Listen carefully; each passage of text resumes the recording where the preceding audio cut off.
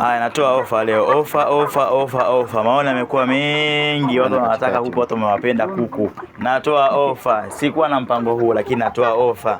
Ofa. Kwa wale wanaopenda ufugaji, matetea nauza kwa bei ya kutupa kabisa. Kila mtu apate. Matetea yanayotaga yanauza kwa bei ya kutupa kabisa. Tetea mmoja utanunua kwa shilingi 25,000 tu. 25,000 tu unajipetea tetea linalotaga, unaanza kula mayai yako.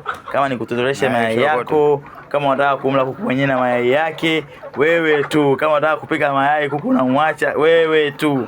Natoa ofa. Unapata matetea yenye afya, matetea yanayotaga, matetea mazito, matetea machangamfu, matetea hayana kipengele hata kimoja, kipengele unacho wewe mfugaji.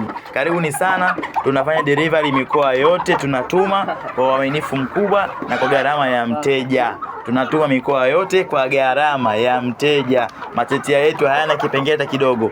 Matetea mazuri, mazima, yenye kutaga, yenye afya bora. Karibuni sana. Hii ni ofa, na watakaowahi ndo hao, watakaobahatika ndo hao. Baada ya hapo kuna vifaranga. Karibuni sana. Kuku number 1 in town. Solisho mboga yako, mjipatie uhakika wa kuku wazuri, kuku wakubwa, kuku wanene, kuku ambao hawana kipengele. Karibuni sana.